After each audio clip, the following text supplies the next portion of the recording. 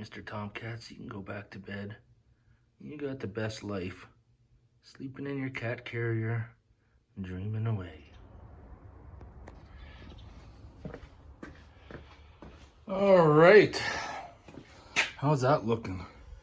Man, that looks absolutely amazing. Fedora was over last night. We smashed some beers. What I did is I came out to the garage to grab one of these because I need to get a bunch of those so we can start assembling stuff. Well, this was a waste of a trip. Drove down the 4-wheel parts. Turns out they're closed Mondays. Fuck me. Yeah, so I don't know. That just totally blew my mind that they're going to be closed on Monday. I never suspected that they're going to be closed on Monday, but never assume. That's for sure. I did run down to Auto Value, get a bunch of those.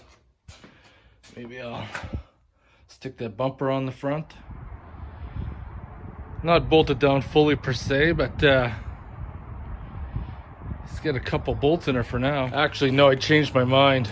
I'm gonna take those bushings out because I just put lithium grease in there a long time ago, but not supposed to use that. Got the proper stuff right there. Yeah, because if I don't take care of this right now,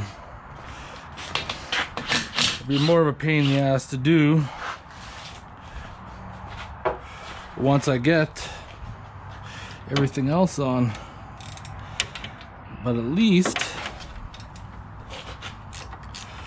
see if I can get these bushings out without having to remove the sway bar itself. We're about to find out. This should be interesting. This is brilliant. I can't reverse the ratcheting part of the wrench. I got that sucker stuck in there. Yeah, both bushings are out. Once you move the brackets, you can lift it up high enough. Let's get the proper grease on there and call it a day. Those things I've had on the Jeep forever. Still in great shape. And of course, you can see all the anti-seize on there. So now the plot thickens once again. So bushings are all on, they're all lubricated up, but now there's a plastic cover that goes over top of there. And I would be damned if I know where that plastic cover went. I know it used to float on top of my roof for the longest time. And I have taken it for rips in the alley, however, I'm pretty sure if it would have flew off the roof, I most likely would have seen it on the ground. And it's not up there, that's for sure.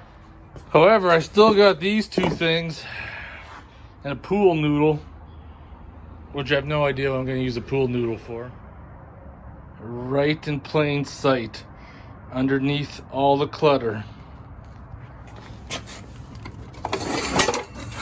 Now, if you're lucky to get these little Torx bolts out without stripping them or busting them, make sure you anti-seize them because they're not your friend. They are the most evil fastener ever created. Starting to look sexy. Just gonna throw that bumper on with a couple old bolts for right now.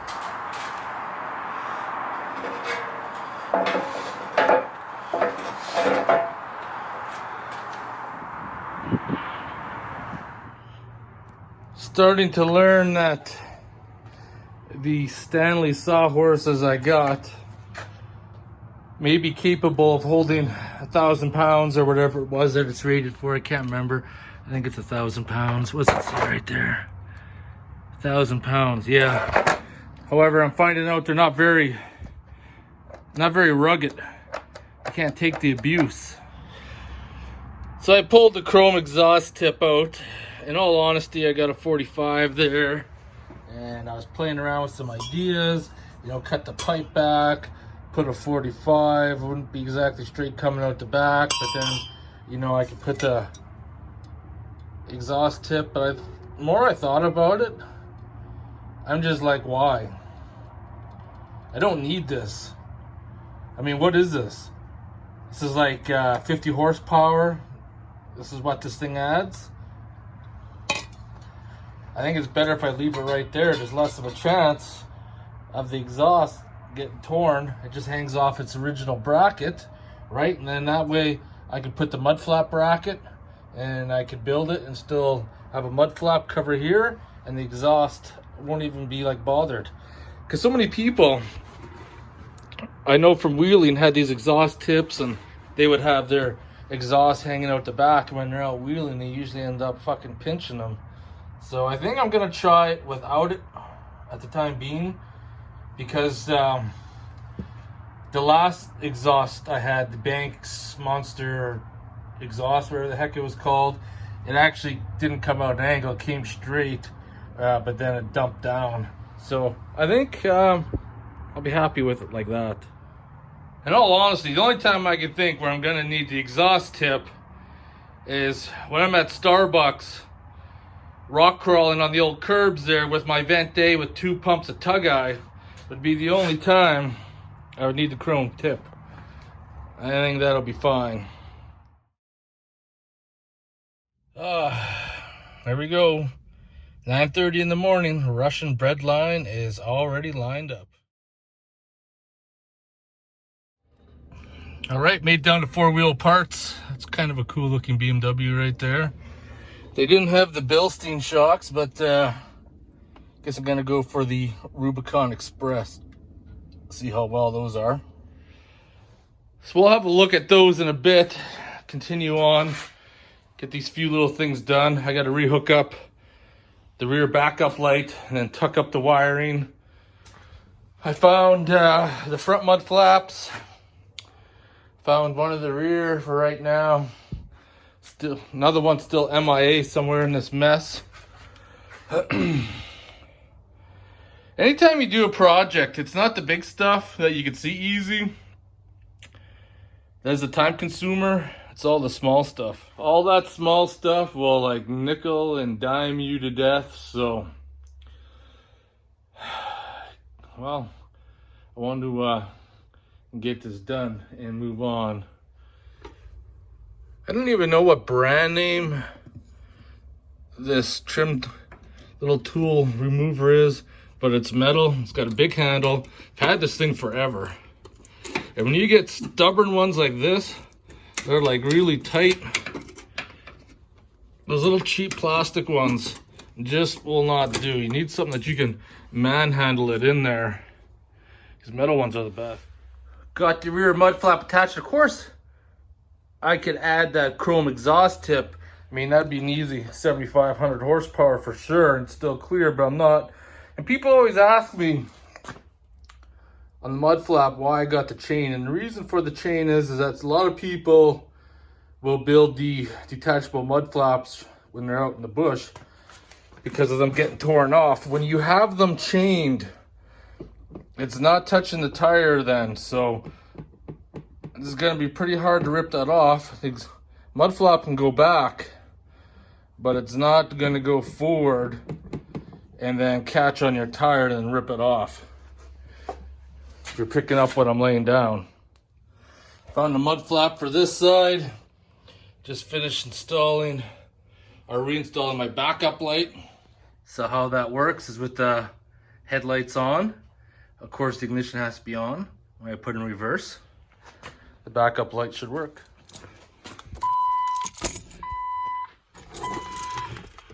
Shifter still is in reverse. There we go. Lit up. Right, and as soon as you turn like the headlights off, right, the lights off. Turn the headlights back on, they're on.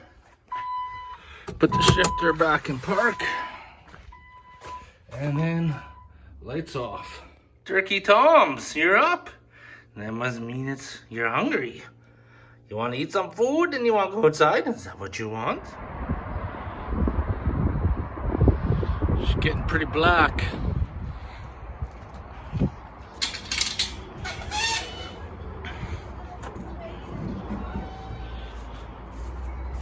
Do you want to go outside, buddy? Do you?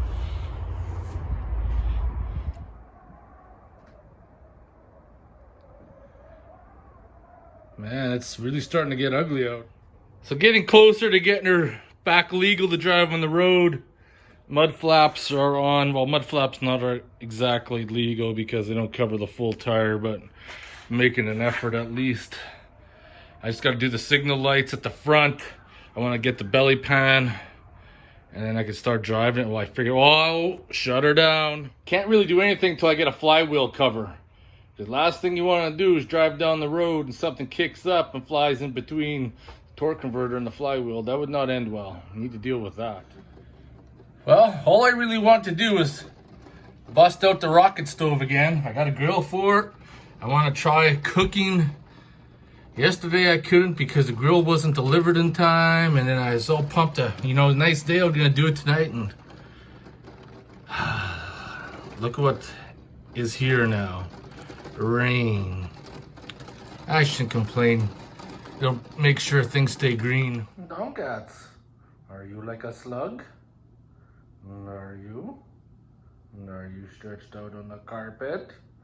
Are you? Is it warm in here for you? So now comes the fun part. Need to do something for the belly armor. Originally, I was going to build a whole new pan system, but of course, during this pandemic and everything else, and price of metal skyrocketing, it seems like I'm going to have to be creative and utilize the old one. I had it in the shed, so I just dragged it out.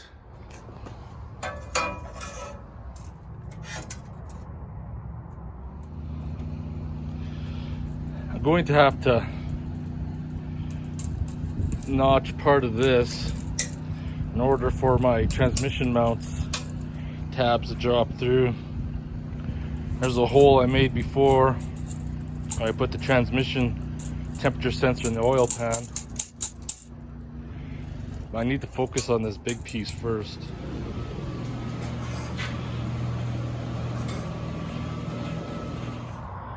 It's nice out right now, but I was just reading that there's supposed to be tornado warnings east of town today. Seems like it's pretty cool out for that. Do need to turn the Jeep around now, so get this project done.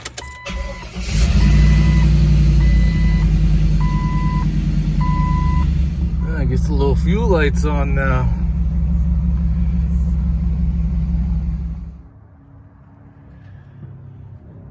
So I cut these spacers that I use for the lift kit, and I gotta totally make this work, because the idea I had before of making my own skid pan, as the idea was, is that I had 2 bolts in the front. I'd build a skid pan for there, and a little piece that comes out to help protect the oil pan. And then of course the other side of this mount had 2 bolts, and then I just have like a lip that goes across, and then would have a few bolts to tie them both in. But now, since I'm utilizing the old one, not a big deal. I'll just have to cut this down a couple inches, and then just kind of build a cage around to protect this. Shouldn't be a big deal. Adding that hole on the bottom sure definitely helped out.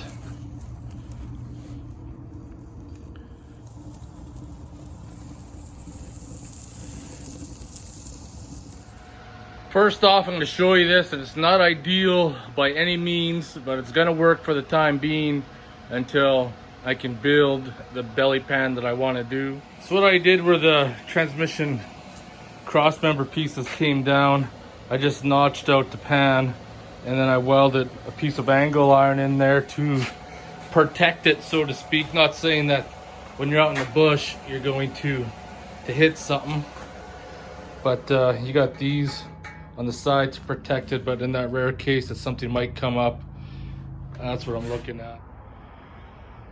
I don't plan on doing any rock crawling, just some moderate wheeling and some overlanding, so I think for my purposes this will work out for now. Those little guards should help out. So I had oil come out of my evap line, which is so bizarre. It's not hooked up anymore, but what I was doing right here with this stick is going from about the center of the yoke and then measuring. I'm gonna have to get my drive shaft modified. Still need to trace out some cardboard to build a flywheel cover for the inside.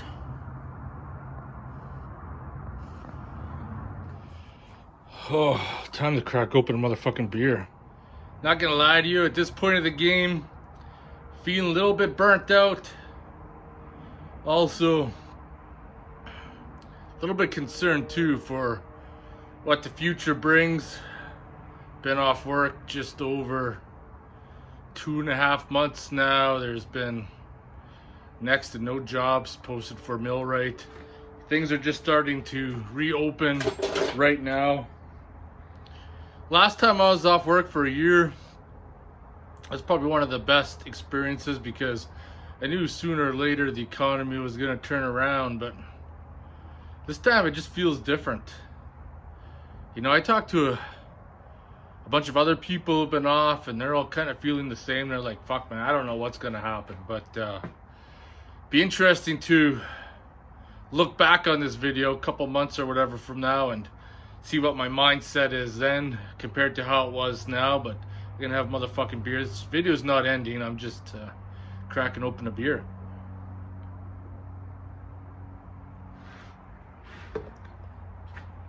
I just want to get to stage 2 with this project. I just want to get drivable and then continue to work on stuff. It just seems like the motivation is just fucking.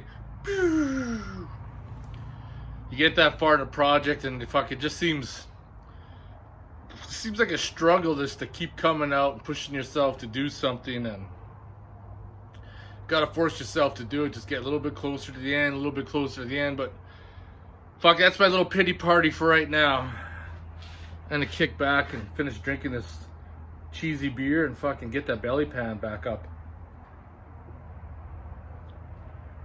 I measured my drive shaft so I won't have to drop it down again until it's time to install the new one. The plan is to head out to the mountains this weekend, cut some wood, so I haven't been out to the mountains in a long time. So it'll feel good to get out there in the bush. I'll take the chainsaws down tomorrow and sharpen the chains, because you remember last time we were out, Aubrey got the saw stuck and dulled the old chain up pretty good, so I gotta hopefully sharpen it up so I can use them again. It's got those dirty old shock bolts soaking with some good old PB blaster there. So then there's the skid pan installed.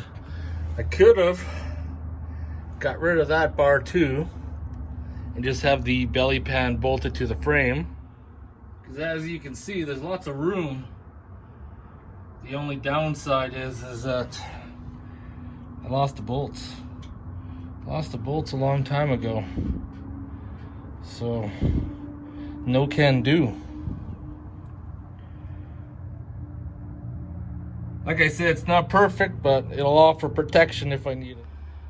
The old rough country shock. I think it's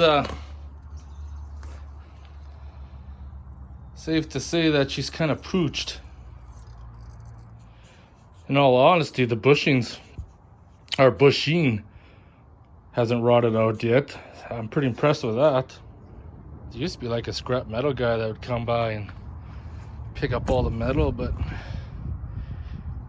maybe the COVID got it. Oh. Let's have a look at one of these Rubicon Express. I just punched the center pin in. Sticker. Boot almost went in the garbage because it was stuck in the bottom of the box. One shock is on. Anti-seized all the bolts. Looking good. This one here, on the other hand, is completely pooched. Both shocks are in. Tighten down the bumper so I can take it out for a joyride. Take it for a rip in the neighborhood instead of just down the back alley. So back this thing out of the garage and take it for a short rip. Don't have much fuel, so I can't go far. Got Bilstein shocks in the rear, Rubicon Express in the front. Right, nice.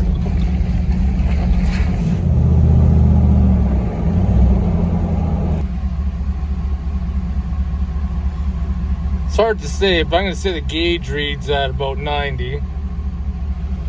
The OBD reads 83 from the Jeep computer, and the LS computer reads 93 degrees. One of them's lying. Two of them.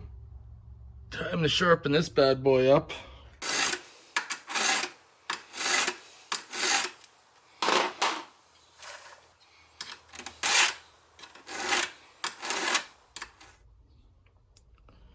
Feels sharp.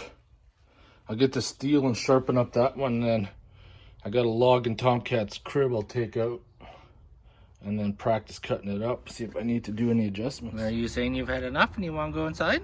Is that what you want? Is that what you want? What? What are you doing, Turkey Toms? What are you doing? Want some butt scratches? Is that what you want? What?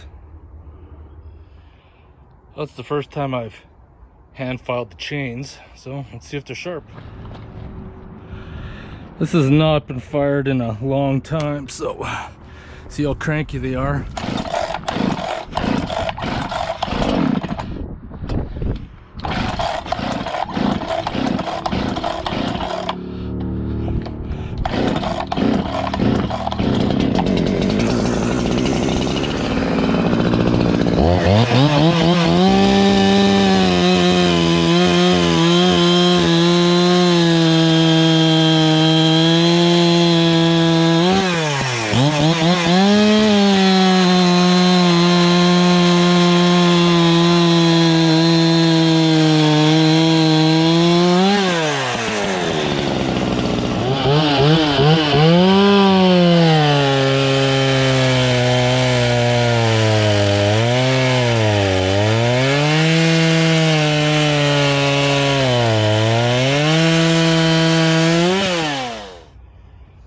Well, they cut better than they did last fall, but I'm going to go over them one more time and then take the files with me in the bush. Also got this bad boy too that you stab in the stump and then you tighten down on your bar and you can sharpen. Take those out when I go to the bush. I'm taking the drone too to get some footage. I think that'd be pretty awesome.